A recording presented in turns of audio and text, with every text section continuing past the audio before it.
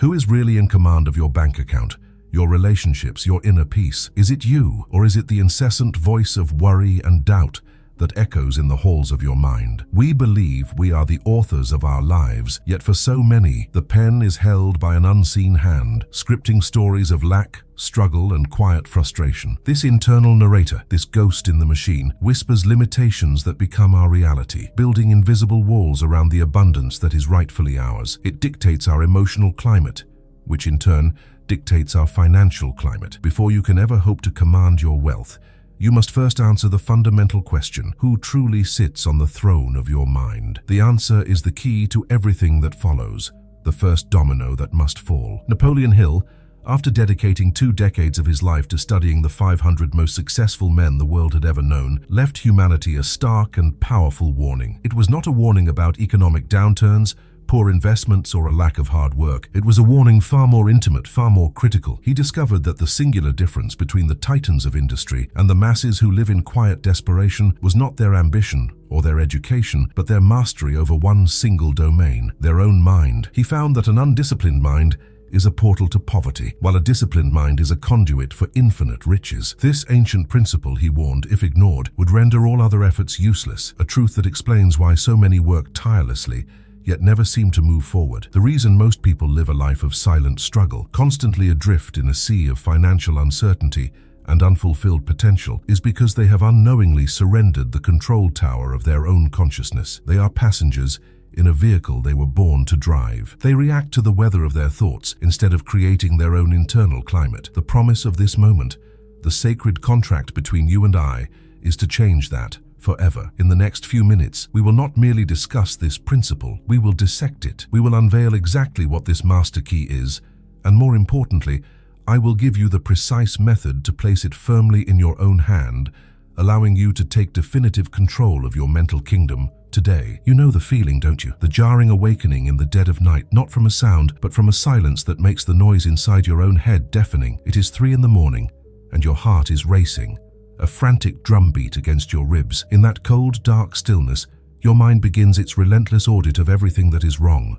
The unpaid bills, the looming deadlines, the opportunities missed, the future that feels more like a threat than a promise. There is no enemy in the room. There is no immediate danger, and yet you are in a state of primal fear, held captive by a cycle of thoughts you did not consciously choose, a silent panic that steals your rest and poisons the well of your peace. This is the first symptom of a mind that has usurped its master. And what of the days that follow these nights? You have known the surge of morning motivation, that fleeting moment of clarity after a cup of coffee where you resolve that today will be different. You map out your goals.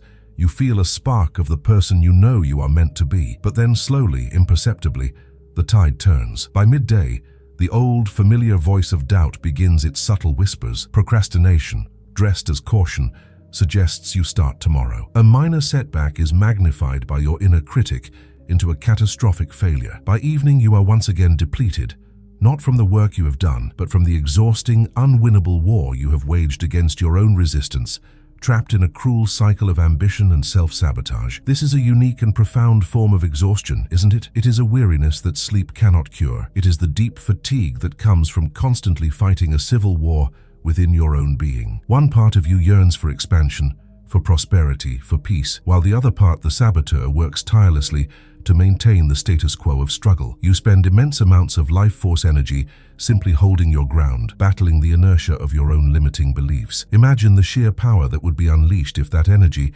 currently consumed by internal conflict, were instead directed outward, with singular focus toward the creation of the life you truly desire. Imagine the freedom from that drain. You may ask yourself, why does this happen? Why does my own mind seem to work against my best interests? It is because that voice of doubt is a master of disguise. It rarely announces itself as your enemy. Instead, it cloaks itself in the language of reason and practicality. It tells you it is simply being realistic when it advises you not to take a risk. It insists it is protecting you from disappointment when it dampens your enthusiasm. It is the silent killer of dreams, operating under the guise of a trusted advisor. This internal saboteur convinces you that the chains of your current circumstances are actually a safety harness, preventing you from falling, when in truth, They are the only things preventing you from soaring. Do you recognize how this inner turmoil manifests in your outer world? It often appears as chronic procrastination. That project you know could change your financial future, the one you never start. That difficult conversation you need to have, the one you constantly postpone. This is not laziness, it is the paralysis of a mind divided against itself. The forward-pulling force of your desire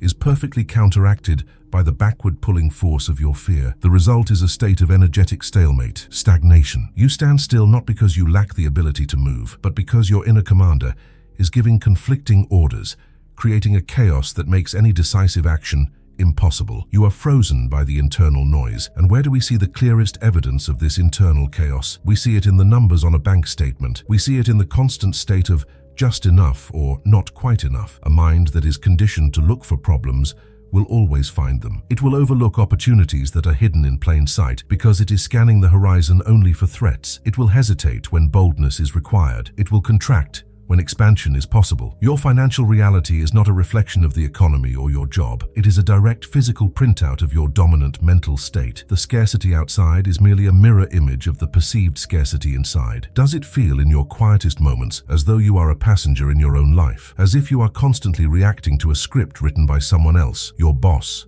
your bills, your circumstances, your own anxieties. The days blend into a series of obligations and responses, a sequence of putting out fires rather than intentionally lighting the fire of your own purpose. You are so busy managing the details of your survival that the grand business of designing your life is perpetually postponed. This feeling of being adrift, of being controlled by forces beyond your influence, is the ultimate illusion perpetrated by an unmastered mind. It is the great lie that keeps you playing a small game. If these words resonate in the quiet chambers of your soul, know this: you are not alone and you are not broken. The pattern you recognize is not a sign of personal failure. It is the predictable consequence of living with an untrained mind in a world that never taught you the first and most important skill, the art of mental dominion. You have been trying to build a palace on shifting sands, but the recognition of this truth, this deep and painful understanding of your own internal struggle, is not the end of the story. It is the necessary beginning. It is the point from which you can finally begin to build on solid ground, the sacred ground of a mind that you command. So, where have you been told to look for the solution? In the endless stream of self-help books, in the high-energy seminars, in the promise of the next productivity hack. You have been taught that the antidote to your struggle is more information, more effort, more hustle. But this is a subtle and dangerous misdirection. The true enemy is not your lack of effort, and it is not a lack of knowledge. The true enemy is the modern cult of information without transformation. You can accumulate a mountain of knowledge on how to be wealthy, but if the internal soil of your mind has not been prepared, the seeds of that knowledge will never take root. The great frustration you feel is the result of trying to apply external strategies to solve a problem that is, at its core, entirely internal. Consider the advice you have been given over and over again. Just think positive. Recite your affirmations with feeling. Work harder than everyone else. On the surface, these seem like sound strategies, but for a mind that is undisciplined and filled with internal chatter, this advice is like placing a small bandage on a deeply infected wound. It covers the surface, but does nothing to address the underlying cause of the pain. You can repeat "I am wealthy" 1,000 times, but if the subconscious foundation of your mind is screaming "I am not enough," your affirmations are nothing but empty words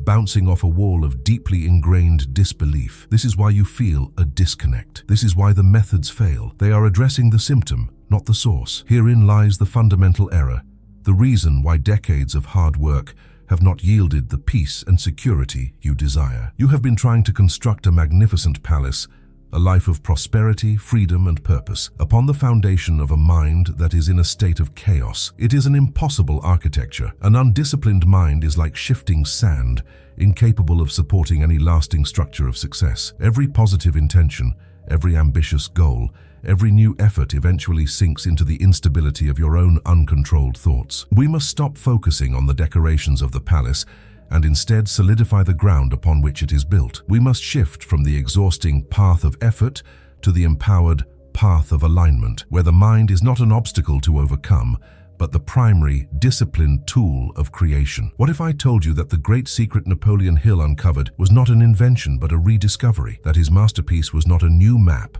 but a brilliant new translation of a map that is thousands of years old? Hill's true genius was that he acted as a bridge between two worlds. He took an ancient spiritual law that had been expressed for millennia in sacred texts and parables, and he decoded it into a practical, step-by-step methodology for the modern industrial age. He saw with perfect clarity that the captains of industry and the mystics of old were climbing the exact same mountain, just from different sides. They had all discovered that the outer world of conditions was forged in the inner world of consciousness, and that mastery of the latter was the absolute prerequisite for dominion over the former. The source of this timeless law, the original instruction manual for reality, can be found in a passage of profound simplicity and power. It is found in the book of Romans, chapter 12, verse 2. Listen to these words not as religious dogma, but as a direct command from the architect of the universe. And be not conformed to this world, but be ye transformed by the renewing of your mind. Read that again slowly. It does not say try to be transformed or hope to be transformed. It states it as a law of cause and effect. The command is to renew the mind.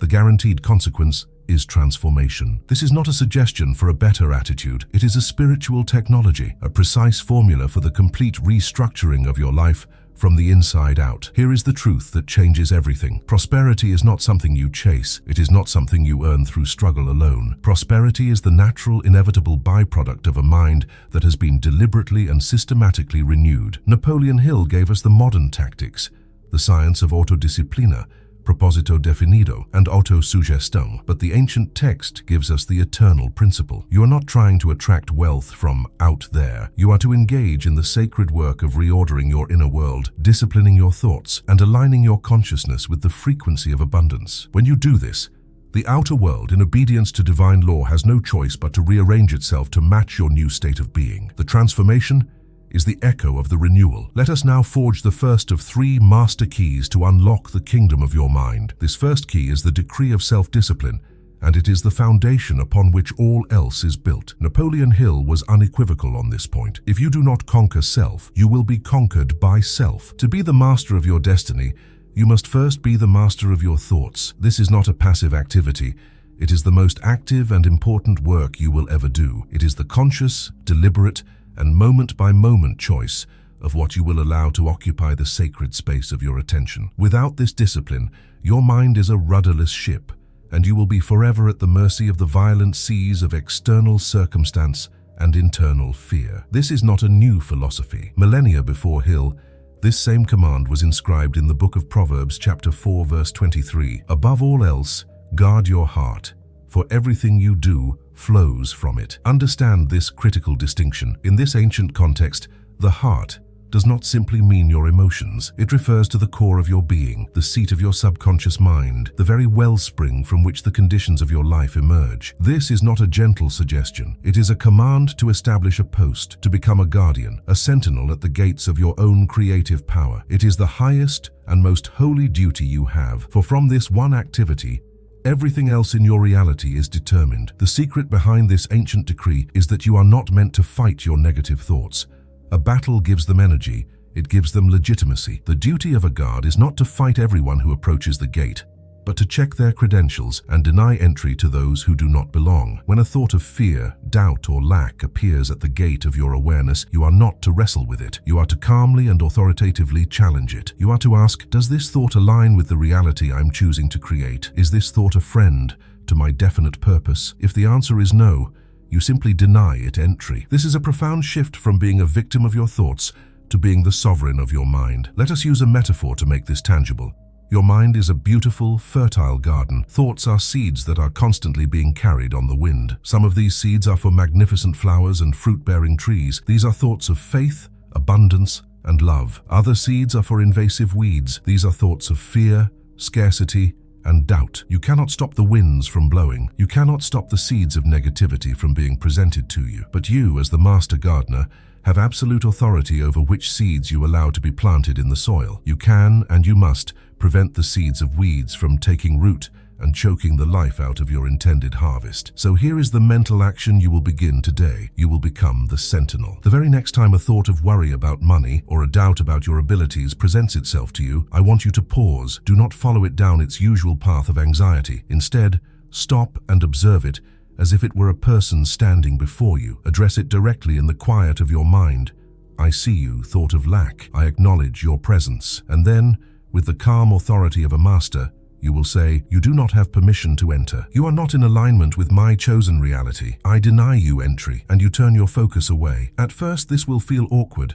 The thoughts will seem persistent, like aggressive salesmen at your door, but you must understand that your authority is real. Every time you consciously deny entry to a negative thought and refuse to give it your emotional energy, you are weakening its power and strengthening your own mental muscle. You are retraining the pathways of your brain. You are reclaiming territory that was once occupied by the enemy of your own unconscious conditioning. This is not a one-time act. It is a new and permanent practice. It is the ongoing work of a sovereign who is diligently and lovingly tending to the gates of their own kingdom. Imagine the peace that begins to settle in your mind as you practice this. The constant, frantic noise of anxiety begins to subside, replaced by a quiet confidence. You no longer feel like you are being ambushed by your own thoughts throughout the day. Instead, you develop an unshakable inner stability, a calm center in the midst of any external storm. This is the beginning of true peace. It is not a peace that comes from having no problems, but a peace that comes from knowing that you are the ultimate authority over your own inner state, regardless of the conditions outside. You are no longer reacting, you are commanding. The old proverb says, "You cannot stop the birds of sorrow from flying over your head, but you can prevent them from building a nest in your hair." This is the essence of the Sentinel's work. You are not striving for an empty mind, free of all negative thoughts. That is impossible. You are simply refusing to let those thoughts build a nest, to lay eggs, and to multiply until they take over. You let them fly by, unobserved, unentertained, and unfed by your precious attention. This is the first key, the active, conscious, and constant guardianship of your own mind. It is the decree of self-discipline. This practice of standing guard is the first essential step in the renewing of your mind. You are clearing the land, removing the weeds, and preparing the soil for what is to come next. You are stopping the downward spiral of unconscious, negative creation. You are taking back the reins of your own creative power from the automatic, conditioned mind and placing them firmly in the hands of your conscious, purposeful self. Without this first key, any attempt to plant new seeds of prosperity will be futile, as they will be immediately choked out by the overgrown weeds of your old thinking. Master this, and you are ready for the second key. The true power of this first key is that it creates a space of neutrality in your mind. By refusing to engage with negativity, you create a calm, quiet field of pure potential. It is from this field of disciplined peace that all true creation begins. You move from being a reactor to being a creator. This is the fundamental power shift. This is the moment you cease to be a slave to your own mental habits and begin the process of becoming the master of your mind. Hold this key firmly in your hand. Practice its use diligently. It is your shield, your authority, your first step toward freedom. Now we shall forge the second key, the power of a definite purpose. This is the navigational instrument for your soul. Napoleon Hill discovered that without a single, overriding, definite chief aim, the mind drifts aimlessly. An aimless mind is a weak mind, susceptible to every passing wave of doubt, fear, and influence from others. It is like a ship with a powerful engine, but no rudder and no destination, burning fuel and going nowhere, eventually crashing upon the rocks of indecision and regret. A definite purpose is the rudder that harnesses the immense power of your mind and directs it toward a specific chosen harbor. This principle, too, is an echo of an ancient spiritual truth. The scriptures speak of keeping one's eyes fixed upon a higher calling,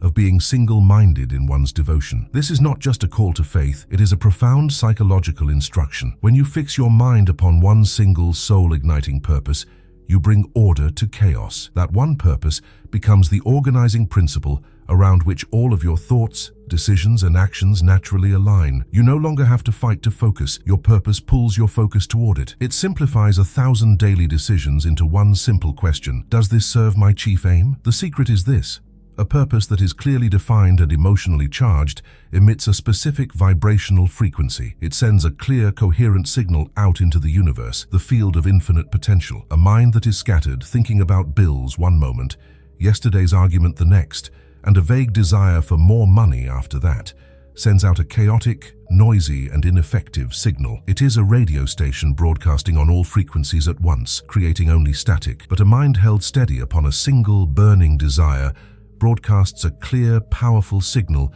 that begins to attract the people, resources, and opportunities that resonate with it. The universe loves clarity and responds to it with unwavering precision. The metaphor is the North Star. For ancient sailors, The North Star was the one constant, unwavering point of light in a shifting, chaotic sky. Storms could rage, winds could blow, and waves could crash, but as long as they could see that one star, they were never truly lost. They could always reorient themselves and continue toward their destination. Your definite purpose is your North Star. When the storms of life hit, when fear creeps in, when setbacks occur, when critics voice their doubts, you do not falter. You simply lift your eyes to your North Star, your purpose, and you remember your heading. It holds you steady. It pulls you forward. Here is your next mental action. You must now define that star. I want you to set aside time to be in complete silence, away from all distractions. And in that silence, ask your soul this question: what is the one great thing that I desire to be, do, or have, so much so that its attainment would make my life a resounding success? Do not censor yourself. Do not ask how just yet. Focus only on the what. What is the desire that sets your heart on fire? The one that feels both thrilling and slightly terrifying.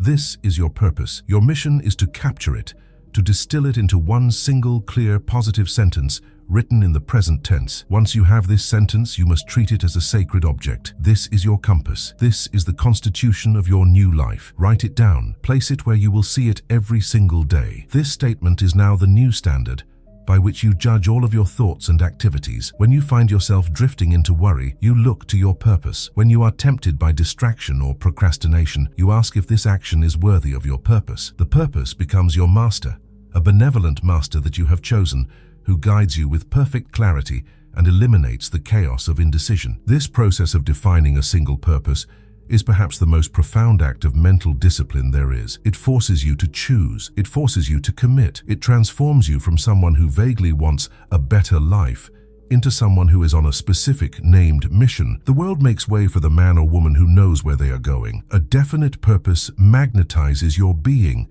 It changes the way you walk, the way you talk, the way you think. You are no longer just existing. You are on assignment from your own soul. And this sense of mission gives you a quiet power that others can feel. Remember the ship. With the first key, the sentinel, you have calmed the seas of your mind. You have stopped the internal storms of negativity. Now with the second key, the North Star, you are giving the ship a destination. You are taking the wheel and pointing the bow toward the harbor of your dreams. A calm sea and a clear destination are a powerful combination. It makes the journey not a struggle but a glorious adventure. Every day becomes an opportunity to move one step closer to your chosen shore, guided by the unwavering light of your own defined and sacred purpose. This purpose must be your own.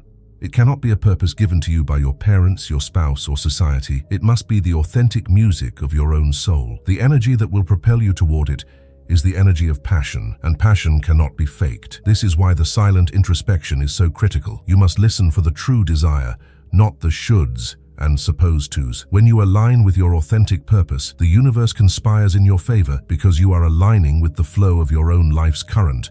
The reason you are here. The definite purpose is not a cage, it is a channel. It does not limit you, it focuses you. It is the vessel through which the infinite power of your subconscious mind can be poured into a specific, constructive form. Without this channel, that power is dissipated and wasted like a river without banks that spreads out into a useless swamp. Your definite purpose cuts a deep and powerful channel for your mental and spiritual energy to flow, carving a path through all obstacles directly to your goal. Cherish this second key. It is your compass, your North Star, your divine destination. Now, with our mind guarded and our direction set, we forge the third and final key. This is the key that starts the engine.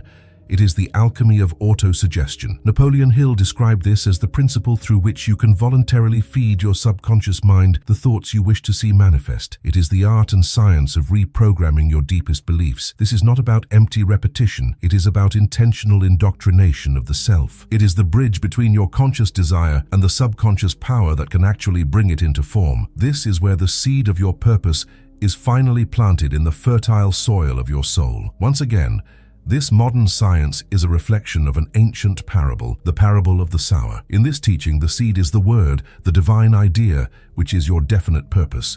The soil is the heart of man, which is your subconscious mind. The parable explains that when the seed is planted in good, fertile soil, it will by law grow and produce a magnificent harvest. Autosuggestion is the conscious act of choosing the seed, your purpose, and deliberately planting it in the best soil, your receptive subconscious mind. You are the sower and your mind is the field. The harvest you reap will be an exact match to the seed you sow. The alchemical secret to this process, the element that turns lead into gold, is emotion. The language of the subconscious mind is not words, it is feeling. You can repeat a statement 1,000,000 times, but if you do not feel its truth, the seed will never germinate. The soil of the subconscious is fertilized by faith and emotion. Therefore, the act of autosuggestion is not a mechanical recitation. It is the act of generating within yourself the feeling of the wish fulfilled. You must feel the gratitude, the joy, the relief, the confidence of already having achieved your purpose. This emotional signature is what impresses the idea upon the subconscious and commands it to begin its creative work. The metaphor is clear. You are the gardener of your own reality. With the first key, you prepared the garden by removing the weeds of doubt. With the second key, you chose the specific, precious seed you wish to plant, your definite purpose. Now, with this third key, you perform the sacred act of planting. You do not simply toss the seed onto the hard surface. You gently place it into the rich, fertile soil of your subconscious mind. Then you water it. The water is your faith. It is your feeling. It is the emotion of your dream already being real. You do not dig up the seed every hour to see if it is growing. You plant it, water it, and trust the immutable laws of growth. So here is your final mental action, your sacred ritual. Twice each day, upon waking and before sleeping, you will retreat to a quiet place with your written statement of purpose. You will close your eyes and silence your mind. Then you will read your statement aloud slowly with conviction. After reading the words, you will let the paper fall, and you will spend the next 5 minutes completely absorbed in the feeling of your success. If your goal is financial freedom, feel the peace of looking at your bank account without anxiety. Feel the joy of sharing your wealth with loved ones. Feel the gratitude welling up in your heart for a life of abundance. This daily practice is the most important work of your day. It is the deliberate programming of your inner world. In the morning, it sets the vibrational tone for your entire day, instructing your subconscious mind what to look for and what to attract. Before sleep, it is even more powerful, as your conscious mind quiets and the gateway to the subconscious is wide open. The idea and feeling that you carry into sleep will be processed and worked on by your subconscious for the entire night. You are literally instructing the creative power within you to build the reality you desire while you rest. Do not mistake this for a passive act of dreaming. This is a highly focused, disciplined act of creation. It requires more concentration and mental effort than most forms of physical labor. It is easy to let the mind wander back to its old worries and fears. Your task is to gently but firmly hold your attention on the feeling of your wish fulfilled. The more vivid and real you can make that feeling, the faster the results will manifest in your outer world. You are performing an act of spiritual alchemy, transforming the invisible energy of feeling into the visible, tangible gold of your reality. The power of this ritual lies in its consistency. A seed does not become a mighty tree overnight. It requires daily watering. Each time you perform this ritual with genuine faith and feeling, you are strengthening the impression on your subconscious. You are watering the seed. You are building a new neural pathway in your brain. You are creating a new energetic blueprint that the universe will then begin to match. Do not be discouraged if you do not see immediate results. The greatest creations take time to form. Trust the process. Your only work is to be faithful to the ritual. You now hold the 3 keys to mental mastery and the kingdom of prosperity. The sentinel to guard the gates of your mind from all negativity. The North Star to give your mind a clear, powerful, and unwavering direction. And the seed, the alchemical ritual of planting your purpose in the fertile soil of your subconscious with faith and feeling. These 3 keys, used together, form a complete system for the renewing of your mind. They are the practical application of the ancient law. They are the bridge from your current reality to the one you were born to live. The journey of 1,000 miles begins with a single step. Your journey begins now, with the decision to take these keys and use them. Do not be overwhelmed. Begin with the first key. Practice being the sentinel of your thoughts today. Tomorrow, forge your North Star, and the day after, begin the sacred ritual of planting the seed. This is not a race. It is a new way of living, a new relationship with your own mind. It is the path of alignment, of peace and of power. It is the path of the master. And so, what does life look like when you live from this place of mental command? Let me paint a picture for you. Imagine waking in the morning, not to the blare of an alarm, but to a gentle inner sense of purpose. The frantic, anxious thoughts that once hijacked your first waking moments are gone. In their place is a profound silence, a deep and abiding peace. You rise with clarity, knowing your mission for the day, not because of a to-do list, but because your entire being is aligned with your North Star. The day does not happen to you. It unfolds from you. This is not a distant dream. It is the natural state of a mind that has been renewed. You will begin to move through your days not as a servant reacting to circumstances, but as a master commanding your creative power. When challenges arise, as they always will, you will not be thrown into a state of panic or reactivity. Instead, you will meet them with a calm, quiet confidence, the confidence of a master who knows that the obstacle is merely an opportunity to apply the principles of dominion. You will see every problem not as a threat to your peace, but as a chance to strengthen your resolve and refine your focus. The outer world will lose its power to disturb you, for you have cultivated an unshakable fortress within your own mind, and the prosperity you have sought for so long, it will begin to flow into your life as a natural consequence, an inevitable result of your new inner alignment. You will find that you no longer have to chase money. Instead, your clarity, your purpose, and your unwavering faith will make you a magnet for opportunity. Wealth and abundance are simply the material reflection of a mind that is orderly, disciplined, and tuned to the frequency of success. The desperate struggle for survival will be replaced by a graceful dance of creation, where your financial needs are met with ease because you have first tended to the source of all supply, your own consciousness. Think of your mind as a powerful wild horse. For years, this magnificent creature has been untamed, its power dragging you through fields of anxiety and forests of fear. You have been holding on for dear life, being pulled in every direction by its whims, but now you have been given the reins. Through the discipline of the sentinel, the direction of the North Star, and the gentle nourishment of the seed, you have tamed this horse. Its immense power is not diminished, it is harnessed. Now this same power that once caused you chaos will carry you with breathtaking speed and grace toward the destination of your choosing. You are no longer being dragged, you are riding in victory. The keys are now in your hand. The principles have been decoded. The path has been illuminated. But the most profound truth is this: knowledge is not power. The application of knowledge is power. The transformation does not happen in the hearing of these words, but in the decision to live by them. You now stand at a sacred crossroads. You can continue down the familiar path of the unmastered mind, with its predictable cycles of hope and despair. Or you can choose, right now, in this holy instant, to step onto the path of the master, the path of freedom, the path of deliberate creation. The choice is yours and yours alone. This is not a choice you make with a simple nod of the head. This is a choice you must seal with a vow, a sacred pact made between you and your highest self. I invite you now to take a deep breath to feel the truth of your own power and to make this declaration the new constitution of your being. Say it quietly to yourself, but with all the conviction of your soul. From this day forward, I am the master of my mind. I decide what enters, what stays, and what becomes reality. Feel the weight and the glory of those words. This is your declaration of sovereignty. Let this declaration be the bedrock upon which you build the rest of your life. Let it be the first thought in the morning and the last thought at night. You are no longer a victim of your own thinking. You are the supreme authority in your inner kingdom. You are the sentinel at the gate, the captain of your soul, the sower of your destiny. This decision, this pact, when held with unwavering faith, is the spark that ignites the divine creative power within you and begins the transformation of your entire world. You have claimed your birthright. You have come home to your own power. Your mind does not control you. I control my mind and I decree my reality.